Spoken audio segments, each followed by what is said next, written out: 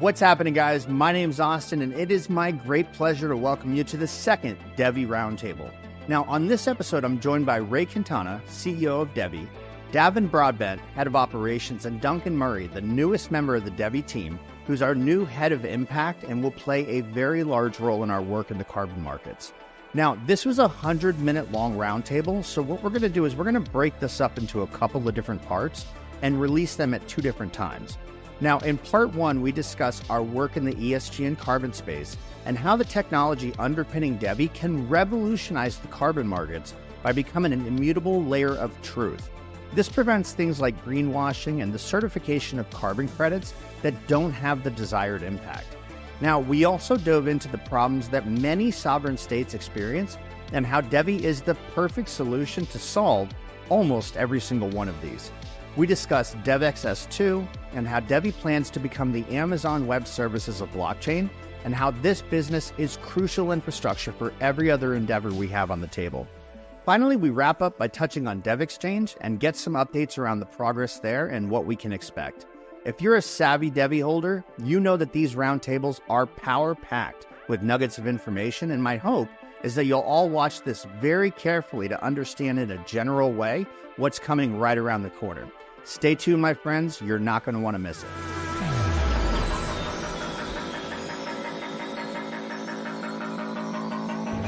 What's happening, ladies and gentlemen? My name's Austin, and thanks for tuning in to the second roundtable from DevvE. And it is my great pleasure today to be sitting down with Mr. Ray Quintana, Davin Broadbent, and Duncan Murray, a face you guys probably don't know, but by the end of this, you'll be very close. So thank you for joining me, guys. How's everybody doing? Yeah, great. Thanks. Thanks, Austin. Great. Thank you. Yeah, great. And thanks, Austin, for hosting us today. My pleasure. So I know that, a couple of you guys are quite well known, but for the sake of the video, could we just do a quick round robin introduction, maybe starting with Ray and then Davin and then Duncan? Ray Quintana, a physicist by trade who has forgotten more physics than he remembers. I have the privilege and pleasure to run the DevvE, the Environ, which is the operating business out of France for the Forever Association, the nonprofit that is the exclusive issuer of the DevvE token. A former global president of DevvEO. Wonderful. Thank you, Ray. Over to you, sir. Really difficult to follow that. So Davin Broadbent, operations and marketing at DevvE, Environ and Forever, working alongside Ray and probably learning more about all of the various bits and pieces that Ray's forgotten. I've got 20 odd years in kind of marketing and operations, have worked in the kind of blockchain and fintech space for at least the last 7. And I've never been more excited to be a part of, a venture as I have with what we're doing right now. So yeah, happy to meet everybody. And if you don't know me, I'm more than happy to kind of expand on that in chats and socials. Wonderful. Thank you, Davin. Now, Duncan, one of the most interesting people to come on, at least in my tenure with DevvE. Would you mind introducing yourself and maybe dropping in a little background and kind of what you do for us? Yeah, I mean, absolutely. First of all, I just echo what Davin said. Very excited to be joining and be part of the team. I have a dual career, if you like, about 20 years in the City of London, where I've been an executive and senior manager at institutions such as BlackRock, as a global head reporting directly into the board, latterly at Prudential. And I've had a dual focus as well since about 2017 on using technology for good. And like Davin, probably about when I met Davin in around 2017, we've been looking to use the technology for good, for impact, where we originally set up a project to give cryptocurrency dust to charity with Coinbase. And since then, been looking at the technology. And part of the reason I'm so excited is that the absolute potential that this platform that we have here now can actually achieve what many of us have been talking about for a few years. So very excited to be here. And that's my overall background. Now, your title says Head of Impact, which could be a position on a rugby team. Would you mind kind of explaining what that means exactly? Yeah, absolutely. Unfortunately, not rugby. That's more Davin's thing. I'm not quite large enough to be a rugby player, but impact really can be used in a myriad of ways, but what I'd like it to mean is the impact we can make on the world, both in the environmental space, but also in the social space. So people have been trying to talk about blockchain in terms of carbon, in terms of biodiversity, in terms of offset, but also digital identity, digital health. And I believe that all of those are impacts and that we can actually wrap those up and deliver them as one package. But that's really what I'd like to help deliver here. Wonderful. Great explanation, Duncan. Thank you for that, buddy. All right. So assuming, let's say you've got people that are going to watch this video and they're only going to get to the first 5 minutes, which happens according to YouTube statistics. If we were to give the long-term vision for DevvE, and I know this is a loaded question, and I apologize already for asking it. But if we were to give somebody a synopsis of DevvE, what would it be? What are we driving towards? So DevvE is the value layer. We are literally providing the ability for people to transact value and exchange value globally. Whatever that value, whatever that kind of means, whether it's an asset, whether it's a token, whether it's data, we layer on top of the information layer that the internet sort of provides. We deliver all of the kind of the mechanisms that make that trusted, that make it secure, that make it legally and compliant, based on jurisdictions. We provide user protections. We provide the ability for third parties, as enterprises, businesses, states, whoever it is, to interact with and engage with a platform that provides the outputs that they need effectively in a way that is just not complicated. And effectively, that's the vision. So ultimately, we'll hopefully be the business that nobody's kind of sure what they do. Nobody's really heard of. They've heard the name, but we are ubiquitous. We are literally situated everywhere where there is a need to exchange value with data. So that's my vision, and that's my big picture for DevvE. So I would add two things, and it just kind of it's actually summarizing what Davin said and maybe a different formatting. So if you think of the Devx blockchain as the infrastructure for converting the world from Web 2 to Web 3, then the DevvE is the business utility on top that delivers on everything that Davin was detailing. And so that business utility and actual use and value capture of the value creation is so key. And there's one other element in all of this is our whole focus in the architecture and the development of the applications and the usage is to align everybody's interests. So regardless of whether they're only focused on the business or the finance, the health, whatever piece is closest to them, everything's said and done, everybody's pulling in the same direction, and the outcomes are going to be positive impact for society and the world. And so that's the piece that will be kind of an invisible thread in everything we do. People will enjoy the utility, capability, and value capture. And at the same time, whether they know it or not, they'll be creating a better environmental, social society and world for all of us. And so that's exciting to me as well. And that was such a good segue, Ray. I appreciate you bringing that up because there's a couple of topics I really want to touch on in this video. I definitely want to get into our work in the carbon market since we're fortunate enough to have Duncan with us right now. Our shards for everyone, Devx S2. I'm going to poke at you guys about the exchange. Even if you can't tell me about it, I'm still going to ask.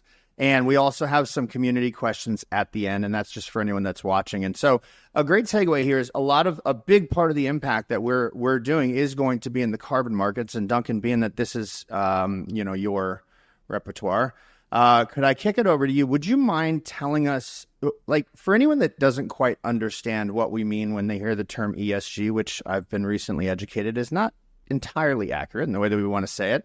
Would you mind giving us a history and maybe kind of nailing down some of the stopping points that may exist in that industry? Absolutely. Well, first of all, we can discuss the differences perhaps between the carbon markets and ESG, which are two terms that are sometimes misused or interchanged. The carbon market's effectively a global mechanism to or an attempt to implement a global mechanism to reduce greenhouse gas emissions via financial instruments. And those financial instruments, and by the way, greenhouse emissions are not just carbon, although people do fixate on carbon. But those instruments tend to be what are called carbon credits, or sometimes called carbon offsets. And they can be created either by the reduction or the removal of these gases from the atmosphere. And they can be traded on these exchanges by companies or institutions to compensate effectively for their own gas emissions or targets. And we can talk a little bit in a minute around, more around the carbon market. ESG is effectively a follow-on name for what used to be called responsible investing. And that is, for want of a better phrase, a scoring system that investors and investment managers apply to an entity based on their environmental, social, and governance scores. And that can be their environmental impact, either directly or via supply chains, their social impact, either again directly in their communities or distant communities, and their governance around what policies and procedures do they have in place to ensure their mark in their industry and so on. So ESG effectively is a score that is attributed to companies to get investment. And responsible investing, is a term that I think a lot of people understand, but it was changed to ESG. So they're very different. They're obviously linked in certain ways. And we've already mentioned that we'd like to make an environmental impact, a social impact on local communities. So they are linked, but they are separate. So if you are talking about the carbon market, you are either talking about the regulated compliance carbon market, where you can trade carbon credits, or the voluntary carbon market, where you can trade unregulated carbon credits or offsets. Now, along those lines, you had just mentioned, so these carbon credits are created, we quantify the environmental impact, it becomes these carbon credits, but what you said was that are desired by companies to reduce their carbon footprint. Now, not to be too cynical about the world, but I think most companies are mainly concerned with their bottom line. So my question to you really is, why would companies actually desire these? Or are they obligated? I think, first of all, that's a very good question. And it touches upon one of the largest criticisms of the carbon market, which is greenwashing, which is effectively where a company claims to have made significant climate impact, but actually can't offer any tangible or physical evidence of this via their actions. I won't name any companies, but there are some well-known companies, for example, that claim their head office is carbon neutral, but their actual product is very, very detrimental to the environment. So they can be used by companies as greenwashing instruments which is one big criticism. Do they legally have to buy these? Are they obligated? I think the obligation these days can come as much from a company's targets, net zero targets, as well as their consumer base. Particularly there are in the younger crowd, there are a lot of surveys that say that actually the younger crowd do care about a company's carbon footprint, and Tesla being a good example. They will only buy certain products from companies that are deemed to have a good environmental impact or some form of offsetting.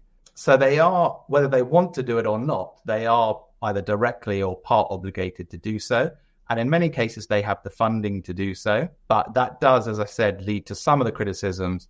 And perhaps we'll talk about other criticisms of the carbon market shortly. But that is one potential criticism of the overall market.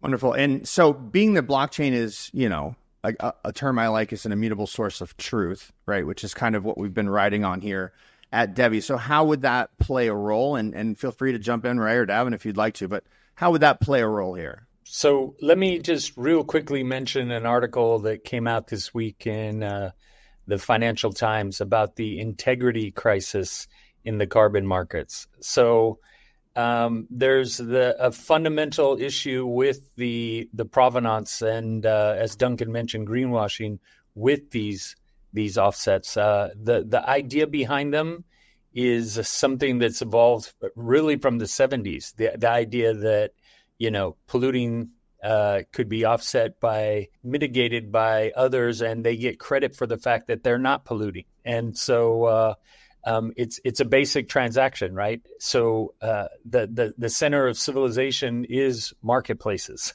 It allows for the specificity and focus in singular industries, and so it's actually something that could critically work in a positive way if we get it right. Again, if the foundation of it isn't in place that allows for the source and belief in credibility of the information and the assets, then it just doesn't work. And that's where our blockchain comes in. And I say our blockchain because, for one thing, we're the only ISO compliant green blockchain in the world.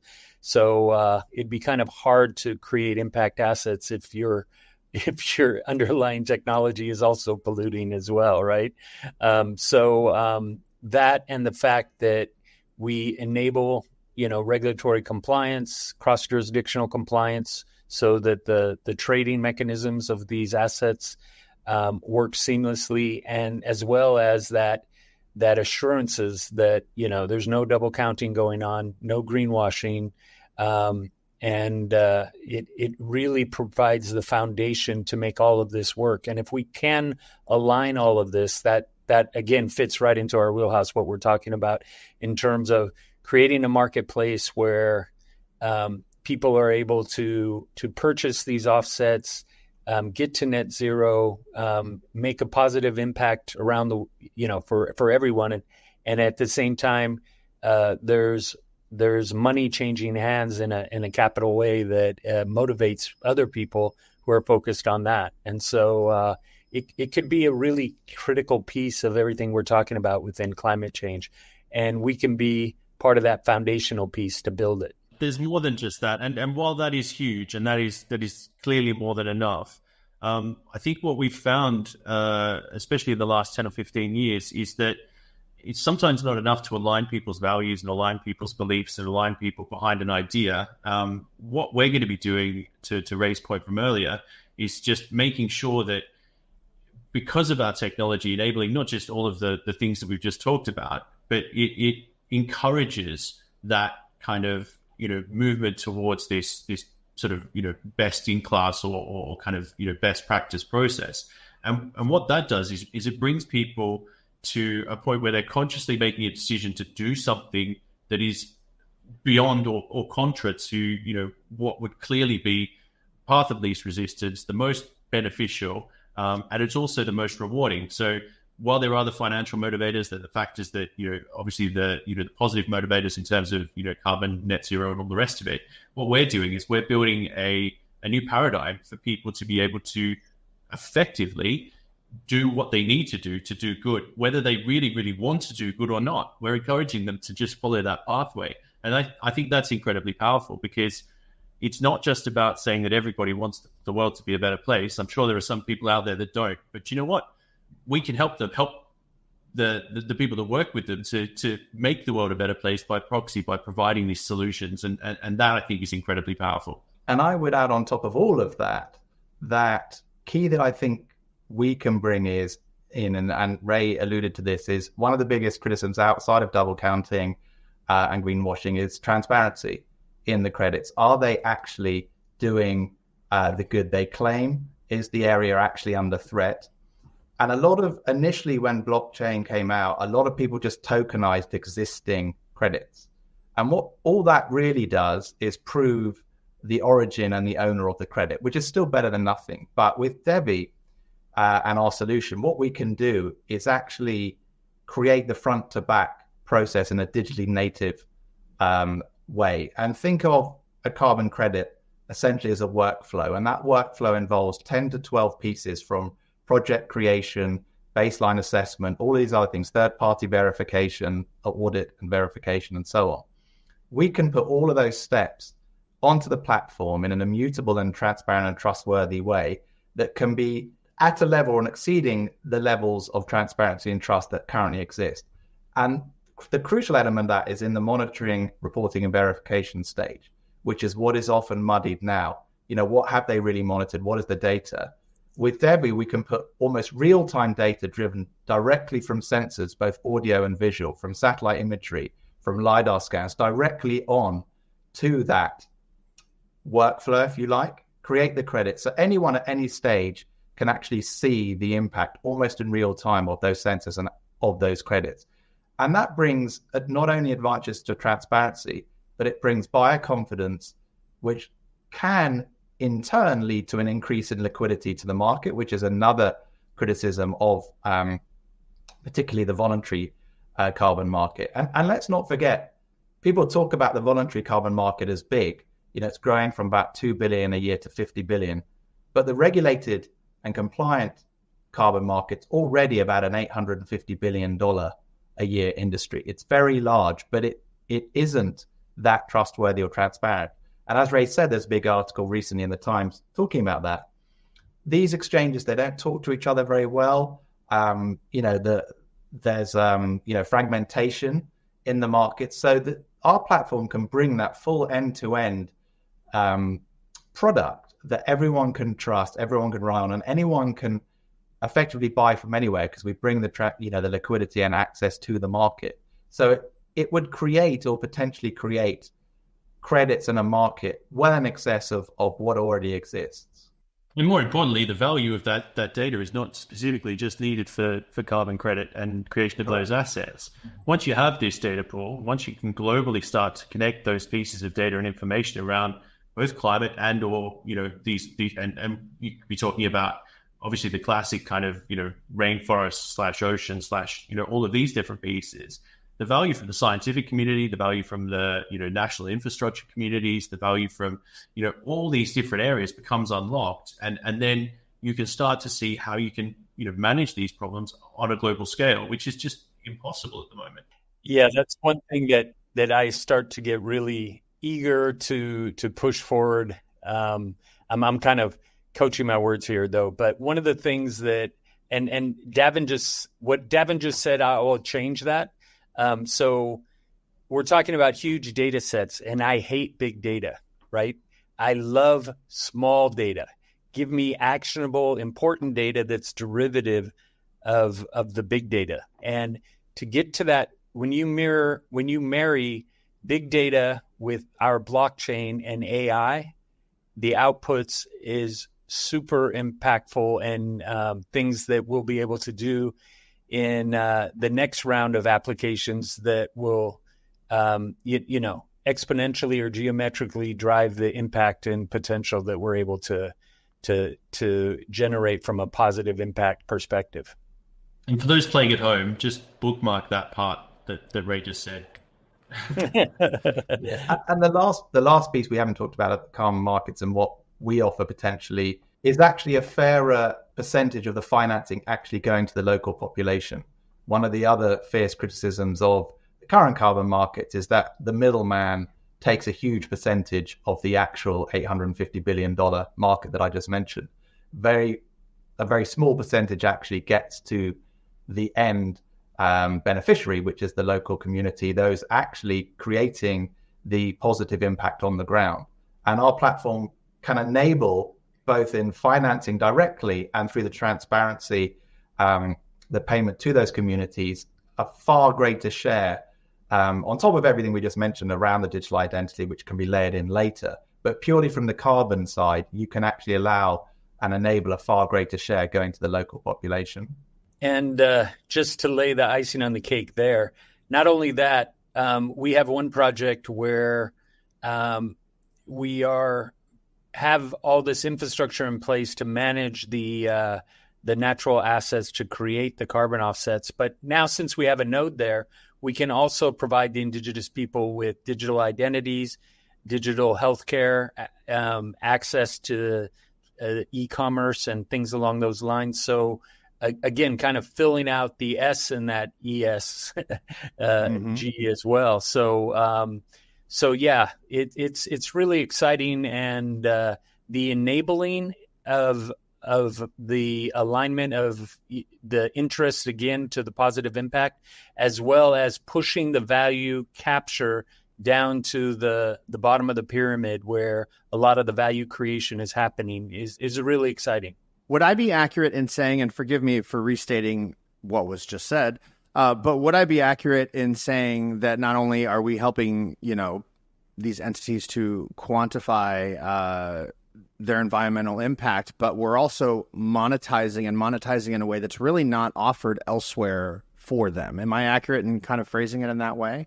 So what we're doing is we're definitely monetizing, the data, these assets, et cetera. But what we're really doing in that context, because it can be monetized different ways, but it can't be monetized as efficiently as we do and as far down in the value pyramid, at the bottom of the pyramid. We're really enabling and building economics at the bottom of the pyramid that in the current structures and with the current tools generally end up in the middle with the middlemen. And so not only with the direct economic impact, but also with the other pieces of enablement with education, healthcare, and financial inclusion as well with those pieces. So it's multidimensional from that perspective. But yeah, and I hate to nitpick there again, because you're absolutely right. But I wouldn't say we're the only ones that could monetize, but the level from a dimension standpoint, it's and I'm trying again to capture this without sharing too much, because we have a number of these projects that we'll be able to share more directly and talk in more detail about.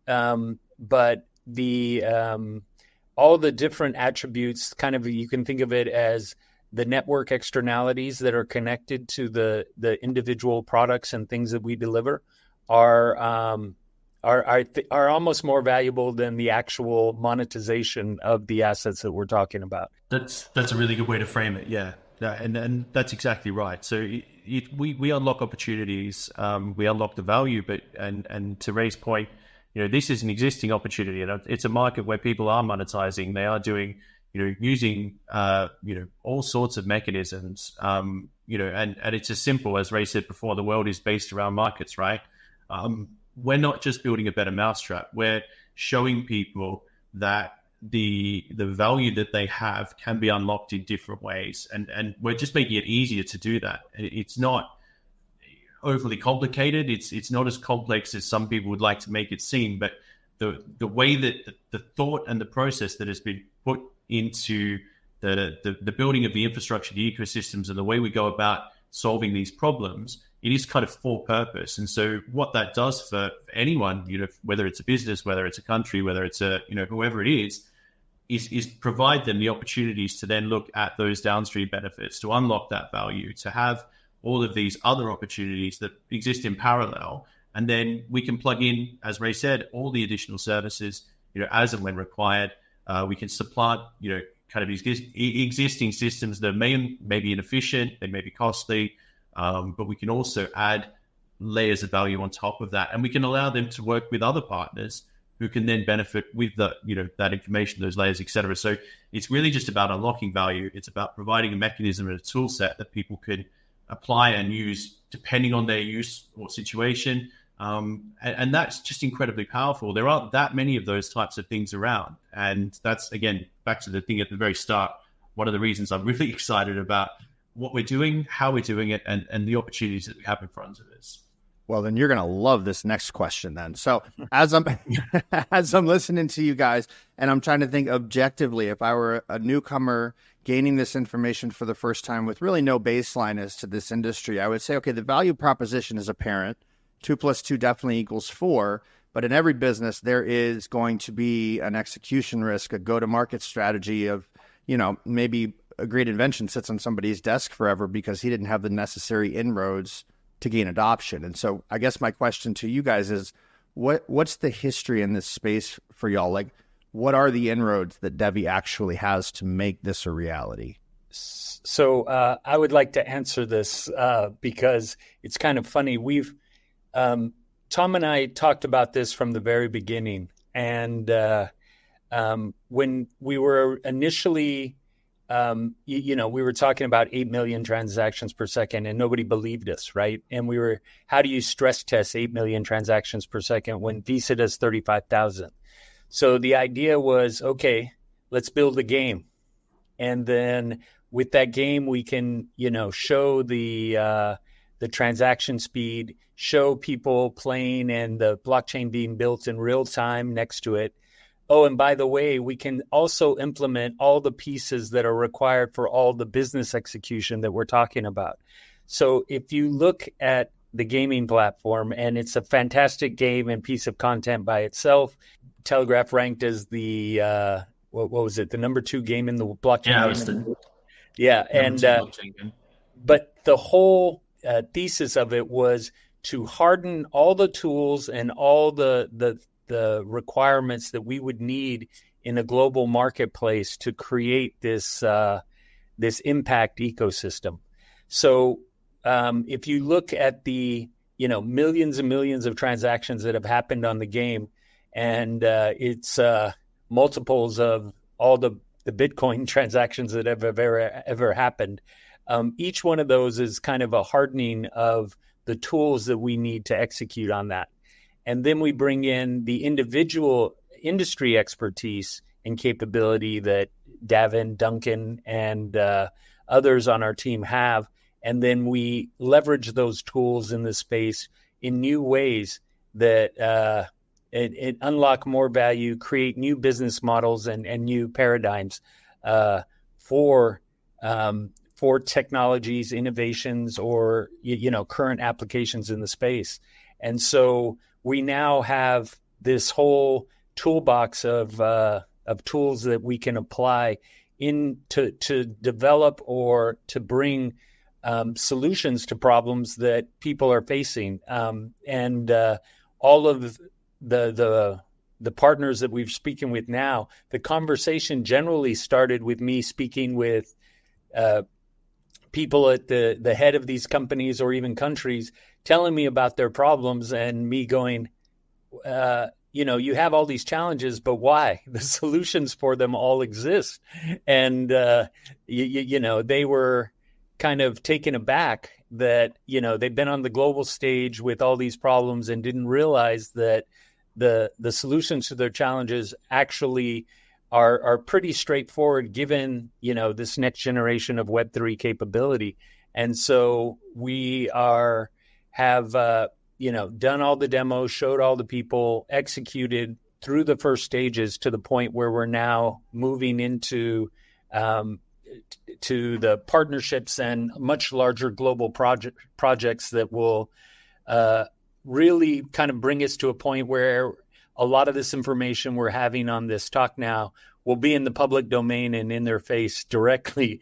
And it will take a lot of your time, free up a lot of it, Austin, I think, when we get to that point and things are, much more above the radar. But yeah, when it comes to the execution and operational piece, that's something that we really refined and grinded on for all this time. A lot of that work, you look at the timescales, we've been in the market for quite a while, and that's what that time has been spent on, is on the grind and perfecting these tools that we can now leverage on a global scale. And to round out this section, and feel free to shoot me down on this one, guys, because, I do creep on Sonny's page on LinkedIn. He's the CEO of DevStream. He just did mention that their S4 filing went through, which he fully expects to lead to a NASDAQ listing down the road. Anything we can say about that? Is that even on the table? Well, no, congratulations to Sonny. And, obviously they're a massive, they're a great team. They deserve it. They work very, very hard. And what they're doing is literally, leading the way. You could Google DevStream now, and in many instances they're one of the top 5 or top 10, projects to watch in the space, and deservedly so. We are, incredibly proud of what they're doing and what they've done. There's not a lot that we can say. Obviously, Ray sits on the board, and for all of those reasons, we can't, particularly comment on what's happening over at DevStream. But again, it's incredibly positive for all the right reasons. And anyone that's watching closely will see that, what that means for, both the credibility of what they're delivering and the credibility of what we're trying to achieve, in a broader context. There is a lot of unlimited potential, and, we wish them very, very well. Great explanation. All right, I want to switch gears for a second. And Ray, I don't know if you know this. You probably do. Last Roundtable, you dropped the term sovereign states a number of times during your talk. And it was almost like, I don't know. It was like shooting off one of those poppers at a party. And so I wanted to, without letting too much out of the bag, because I know the bag's about to be opened here pretty soon, but can we go a little bit further into how a sovereign state might utilize the DevvE technology? Like, why would we be on their radar? Why, you had mentioned earlier, as you were talking to nations, you've got all these problems. Why, right? What are those problems? What are they actually? So I can generically speak about one country in Africa that we're having discussions with. And this country is very rich in resources, but they lack, basic infrastructure. And we're talking roads, ports, airports, the things that you really need to develop these resources and your country as an economic hub. But as soon as you have that, the next thing you need, and actually you can argue the next most important thing you need, is the data infrastructure. You need a means for managing all those assets through all the different processes, through all the different governments, the different companies, the different individuals. And when I say that, I mean everything from payrolls to payments to regulation to taxes to then the services provided to those people.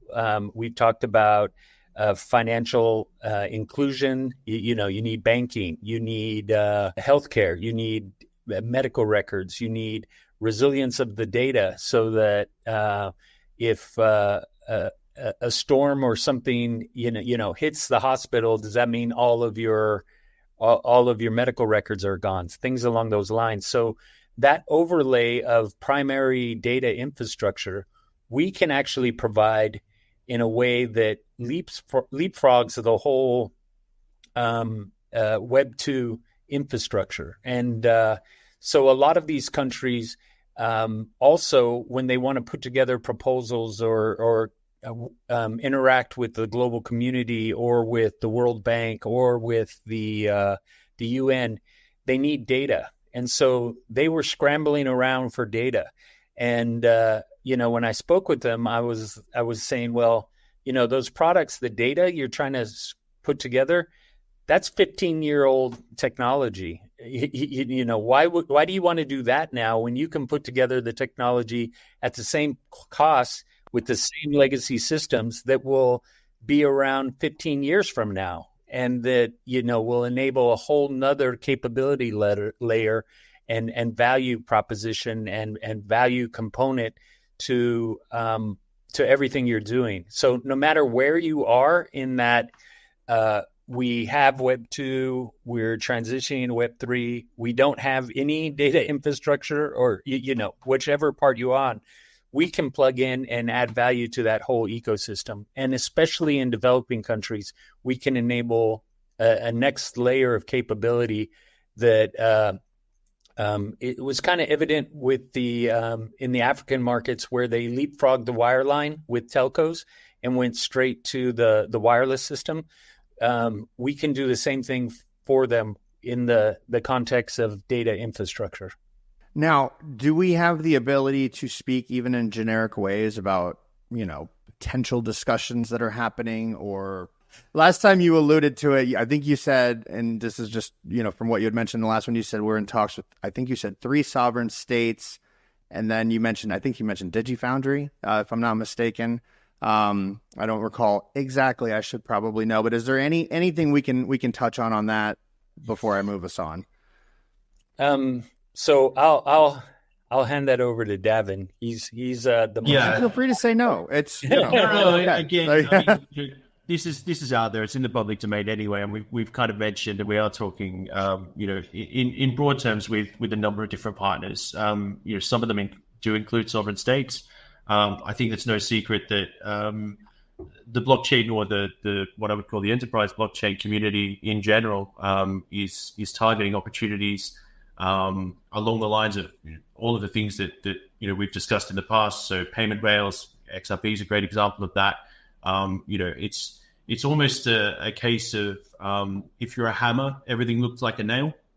And so, blockchain has the potential definitely to provide a lot of the solutions that people are looking for in those instances, but it also comes with a bag of problems, and not sort of least amongst those is again, ironically, data security. And so one of the real problems that you have when you say, okay, I want a blockchain, you couldn't run a country on Ethereum, for example, like as your blockchain solution, because immediately what you're doing is exposing all of that data to like public scrutiny. Likewise, if you're running it on a private blockchain, you've got issues then around who controls the validation, the verification, the trust. Is that not the same thing as a database?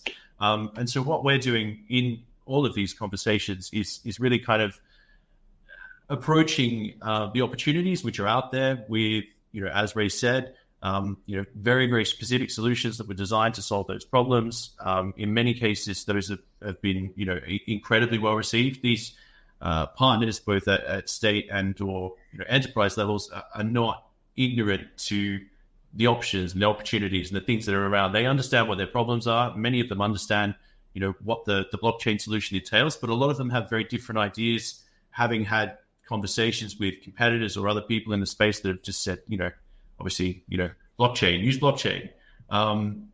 Once you do the due diligence, once you start looking at some of the kind of, critical adoption pieces, it's the same with it.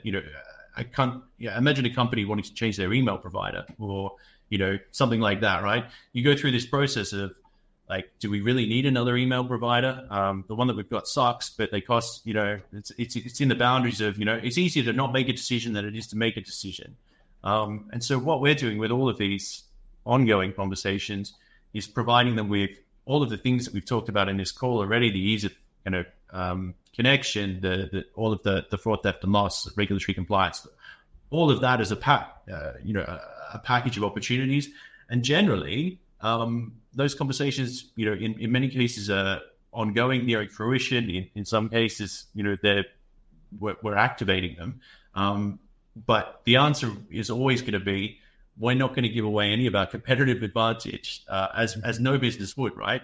Until all of those things are actually in action and are being deployed on the ground. So while I can say 100% unequivocally, we are definitely having those conversations. We are having those conversations broadly and very specifically.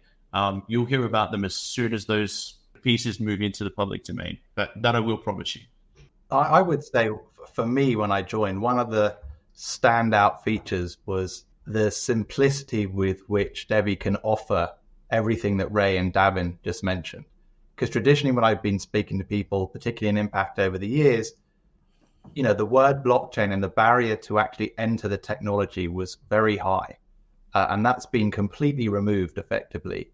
So you're getting all of the advantages of the new wave and the new methodologies, but without having to potentially learn new tricks, if you want to put it like that. And that's a huge, huge advantage. I don't think I'm giving away any of the secret sauce there, Davin, but that's a huge advantage that we offer in those discussions. Yeah, if you think of the email analogy that Davin presented, imagine to get that new email solution, you also had to get rid of all your old computers, and then you had to learn a new programming language to work that email. And then that email was going to be a million times more expensive for each email that was sent. So we eliminate all those problems and would make it seamless, where you would have a much more impactful value layered email at a fraction of the cost and with your same legacy system. So that's kind of the value proposition that we're bringing to the table. We're getting nothing but positive responses, and we're actually narrowing down a number of the discussions from a government IT system to let's execute on this and then put these in place, and then we can from there build out to a more universal platform for the country. But first, we want to provide the solution for this single challenge. And as mentioned, within the timing of the business cycle, those will surface into the public domain very soon. I was going to say to kind of flog that dead horse. One of the things that we can do that is also very, very attractive on top of that is we're not trying to lock out our competitors. We're not trying to lock out other technology providers. We're not saying that if you use us, you can only use us, right? We're not trying to create a monopoly in that sense. We're not trying to ring fence all of these businesses or companies or countries. We play well with everybody, and we literally escalate the capabilities of any of these additional systems and tools. And back to the email analogy, imagine you wanted your email to talk to your CRM, for example, and you wanted to then have data coming from an inquiry that's come to your business that then feeds directly into your customer relationship management tool, or maybe your accounting software, or any of those things. That then becomes really complicated if the email guys are like, we only do email, right? We don't do any of that stuff. And the CRM guys are like, yeah, it'd be nice, but we need the email guys to get on board with that, right? What we say is we will connect and plug in what you need, when you need it, where you need it. It doesn't have to be provided by us. We can provide solutions in a number of different areas, and we will ultimately try to work towards that. But we want to create that playing field where if you have a legacy tool or a system or things that are critical to your business, they don't go out with the bathwater, right? Then that's not something you have to get rid of. To Ray's point, it's really kind of easy to integrate what we do without losing any existing capabilities, which just makes everything better. So, and it's critical to think about it, I think, in those terms as well. And my last email piece there, since we're talking on this, I also want to integrate so that it costs a fraction of a DevvE to send an email or receive one for it to be open. That way, we can eliminate all the spam. So, if you make it, they would have to pay to send it. Then, anyway, I just mentioned that because it is possible and something that we could do. And spam is one of my largest annoyances. I already get 200 emails a day. I don't need, another 200 spam. But I would vote for you right now, Ray. You had me get rid of spam. It sounds like we've just patched out a new product. There we go. I wanted to touch on real quick. So, I mean, the RESTful API that plays a massive role, the complete customizability of every shard, basically to what are your needs, we can meet them, right? And we throw around the term S2 a lot, which is Devx S2 Business, which is kind of the tech and the business that's underpinning everything that we're doing here. Can we expand upon like the vision for that? Like, what does that actually look like at some form of fruition on the market? You can think, so the S2 Business is literally, you can think of it as our Amazon Web Services business, where people are able to build on top of our, again, our infrastructure in a way that is seamless to them.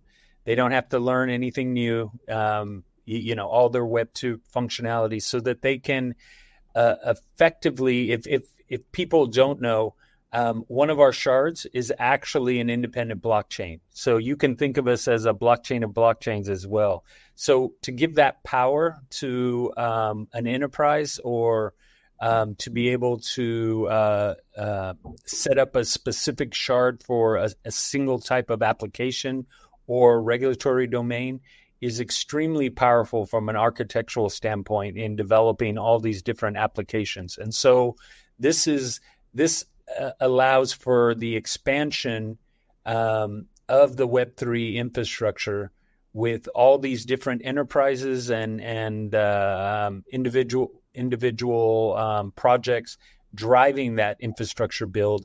Well, again, us still being able to provide not only the capabilities of the Web3 infrastructure, but the business utility with the DevvE on top that will help drive the mechanisms for transaction and integration and interoperability for all of these different applications and solutions that are built. And in this case, where it allows for us to partner with large entities who sell data services, because we build on top of their data services. And so they already have all the enterprise customers. They have the understanding of the applications and the tools and the things that they're looking for. And they can just put us on top of their platform and push us out and help us build this global network and infrastructure. And again, to transition the Web 2 world into a Web 3 world. Real quickly, because I think there's something really unique within this. And Ray, I've heard you speak multiple times about our privacy solution, our fraud, theft, and loss solutions, the patents that we hold, self-sovereign identity, and how when those patents were filed for, really nobody had thought to do it. Like, it was just, we were the first. And that does play a role in this, to my knowledge. And I wondered if you could speak on that just a little bit. Yeah, absolutely. Because again, the thing that shocked us when it came back with no prior art was, okay, nobody thought to build an architect Web3 solution that worked within governmental requirements. I mean, how can you build a business that doesn't work within governmental domains? And again, at the beginning, it was the wild, wild west. It was down with centralized, in the crypto space and the blockchain space, right? It was down with centralized governments. We don't need governments anymore. We can, do all this distributed, and there's no borders. Well, there are borders. And if you want to build a real world business, you need to work within those constraints. And we literally have blocking level patents on that. Our patents are so broad when it comes to regulatory, cross-jurisdictional, and privacy, that we are definitely a leader from a technical perspective in enabling real-world use of Web3 infrastructure in the business and governmental domain. And from a go-to-market strategy, is the idea to, you had mentioned, like the AWS of blockchain as a service, is the idea for us to be our own infrastructure provider, or for us to maybe tack on as an additional service for the things that are out there already? Like, are we a service that other companies could offer, or are we like, we're launching our own interface? Do you understand what I'm asking right now? We don't need to reinvent the wheel, right? There are again some brilliant businesses out there that do provide that infrastructure. I mean, Ray mentioned, and you've just said AWS is one of them. There are plenty of other critical infrastructure providers, server farms, etc., that kind of deliver at that base layer. Our intention is to work with all of these guys. Our intention is to from telcos through to whoever it is. They have that infrastructure in place. We can just provide a value layer that sits on top of that. I would imagine, and please correct me if I'm wrong, Ray, but things would have to shift fundamentally for us to want to consider that kind of capital investment, when we can do all that we want to do right now on the back of everything that kind of exists, and just add value without having to worry about reinventing the wheel. It just seems to be counterproductive. But again, maybe in the future, if things change and for some reason DevVE's like a global monopoly and a critically prevalent sort of piece of technology, then who knows? Yeah, you're not wrong. All right, so segueing a little bit, I guess, changing gears recently. So I think it was on the 1st or 2nd of August, we put out an update on DevExchange, which has been the most desired topic among the community, and the one that we can talk about really the least, it seems like, among the team. And so in that was mentioned, it was mentioned 8 weeks, and that a demo of sorts was coming about. And I have to ask you guys this question: what can we share on that front? Because they would run me out of town if I didn't ask that question. Yeah, for sure. Look, and we get it. We know. I mean, we are critically kind of excited about this is one of the pillars that we keep talking about. So, it is a core focus of ours, and we want to say, we want to talk about it as much as you guys want to hear about it, right? And we've all talked about why we can't But on the demo side, there are two parts to that, right? So we are working through, and with one of our partners, in fact, we expect to see a kind of a broad demo of capabilities next week. That's not something that we're going to share with the public. That's not something that we're going to be talking about, in general terms. But to align that with what we've been building at the back end, so these two pieces need to come together. We are expecting within 8 weeks to have, again, it will not be, and this is critical for everybody out there who's just waiting for a beta kind of, go-to-market version. That's not going to happen.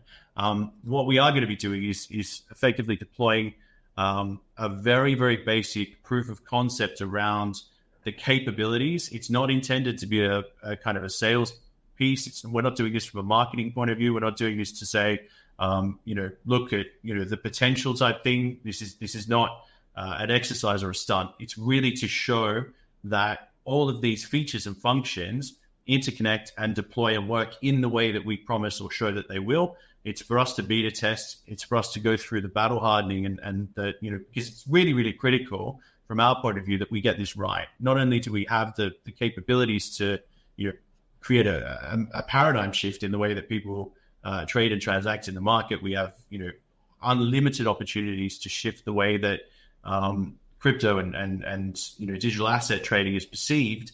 But we need to also kind of build in that trust around we're delivering something that is not only kind of going to tick all of those boxes, but make it possible for new market entry, for mum and dads that only have experience with internet banking, through to sophisticated traders. There is a lot of kind of interconnectivity around the pieces and around what is enabled at the back end of our sort of system with what we're going to be overlaying through partners and with UI and front end and all of those pieces. So this is a critical next step in combining all of that.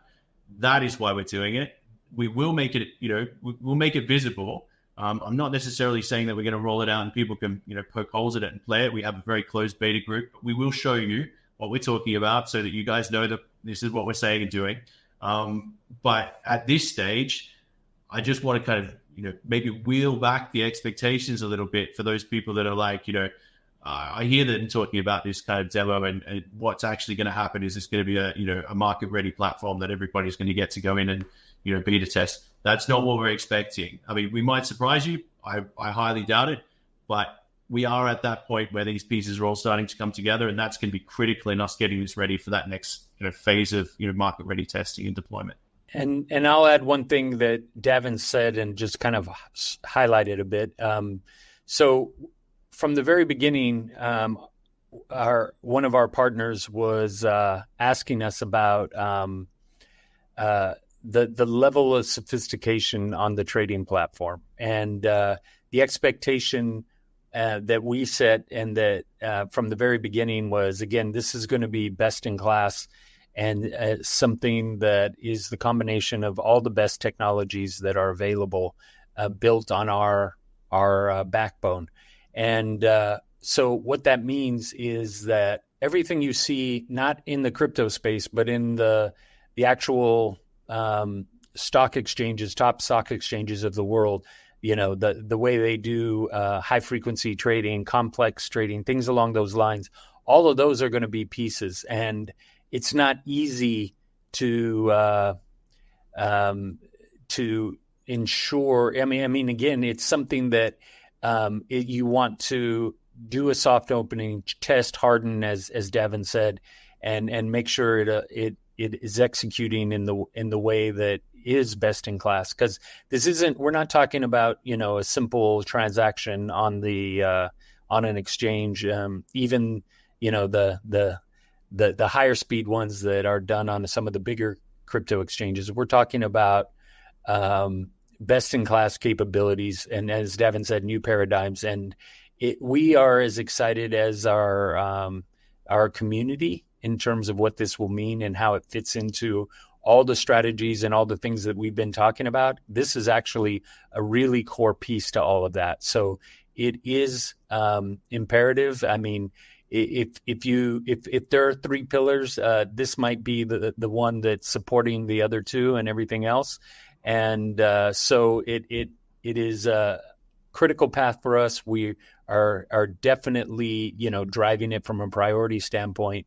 And we hope that, that the idea is for us and our world-class partners to really create something that is next gen in capability and a different paradigm in the market. So it is exciting, and I hate to kind of just keep priming that pump without being able to go into more details or anything like that. But I blame Austin because he did bring it up. Otherwise, my fault. We would have been happily, quietly sitting on it.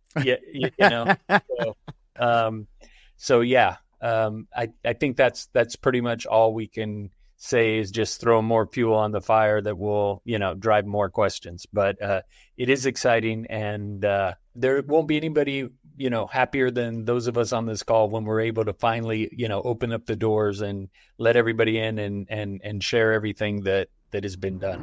Thank you so much for tuning in to part 1 of this 2-part DevvE Roundtable.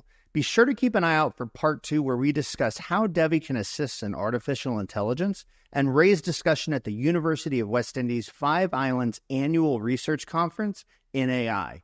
We also dive into some community questions as well. If you enjoyed this video, please like the video and subscribe to the channel so that you don't miss any of the important updates coming from us here at DevvE. As always, thank you for joining us on this journey, and I'll see you guys on the next video. Take care.